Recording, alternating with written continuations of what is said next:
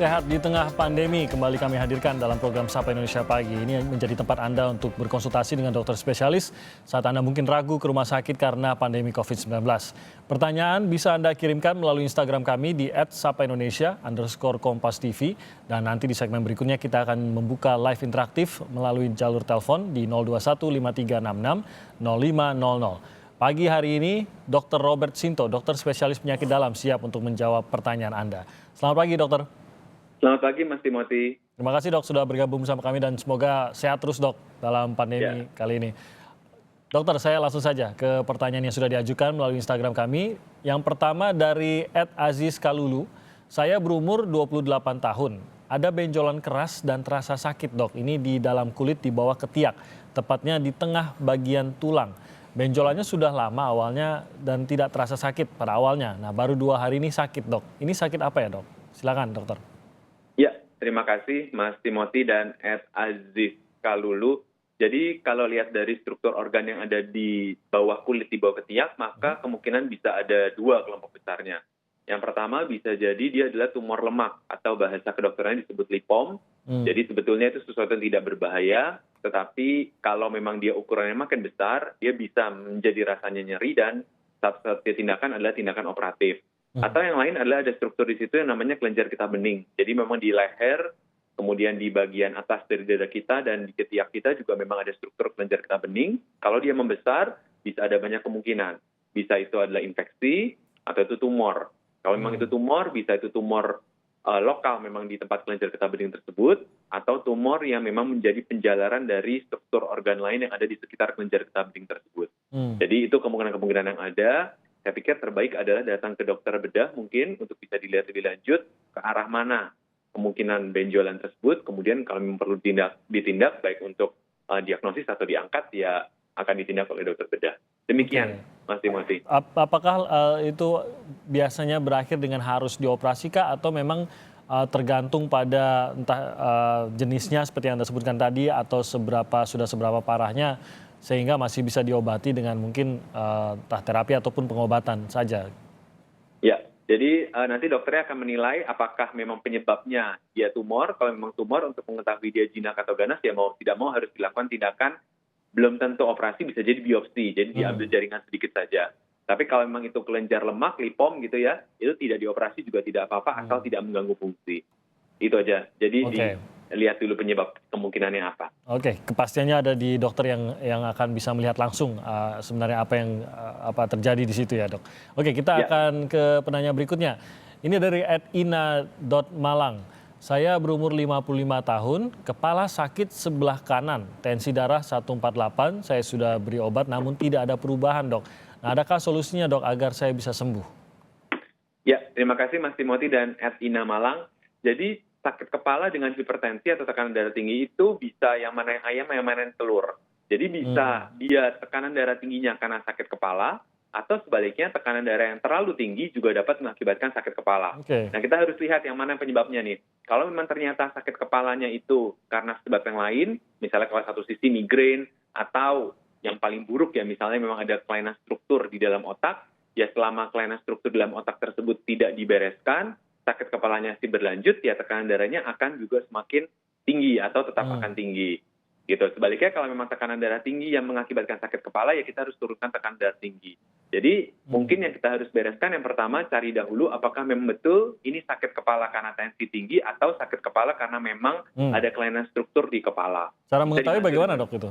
Nah, bisa dibantu dengan misalnya evaluasi, nanti ada dokter bisa melihat faktor risikonya, apakah memang ada kelemahan tubuh sesisi misalnya, atau ada gangguan saraf lainnya yang diperiksa secara pemeriksaan fisik. Jadi mungkin kita tidak sadar, tapi dengan pemeriksaan nanti kita akan bisa menilai bahwa memang ada gangguan neurologi lain, gangguan saraf lain yang ada di sekitar kepala.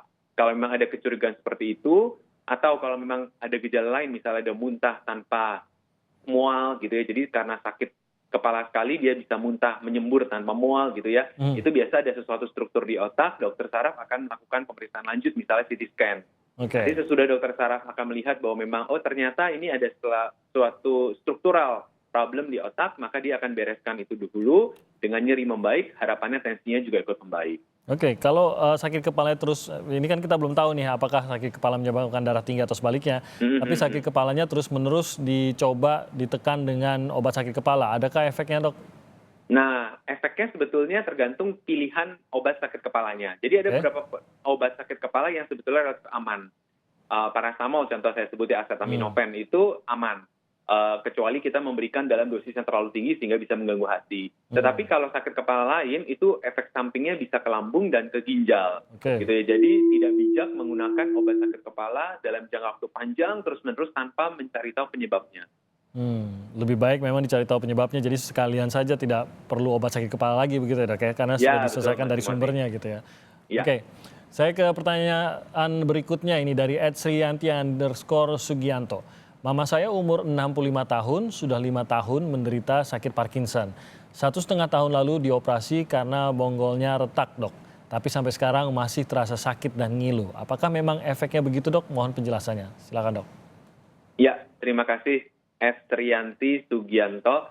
Jadi ya ini ada sesuatu yang sebetulnya perlu diklarifikasi lebih lanjut. Bonggol retak itu apakah bonggol panggul atau bonggol di lutut gitu ya? Itu kan dua-duanya juga bahasa istilahnya bonggol. Tapi apapun itu, yang juga harus dilihat tindakan apa yang diambil oleh dokter bedahnya. Apakah memang dilakukan penggantian bonggol. Nah, kalau memang sesudah operasi penggantian bonggol, nyeri memang bisa kita rasakan. Biasanya tapi menetapnya itu 2-4 minggu sesudah operasi dikerjakan.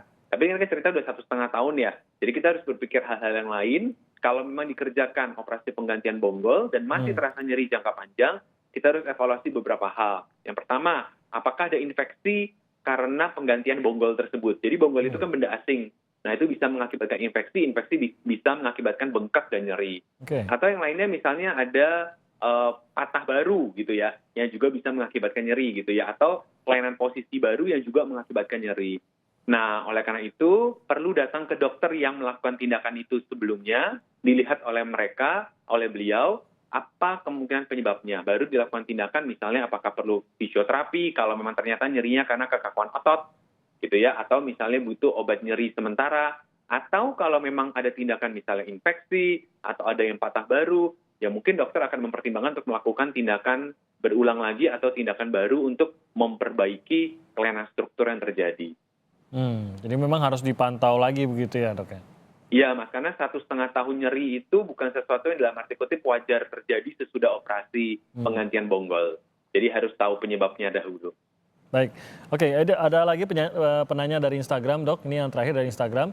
Ini dari @sri_agung_mulyaningsih. Selamat pagi, suami saya pada bagian punggung sebelah kanan terasa sakit sampai ke lengan bagian atas.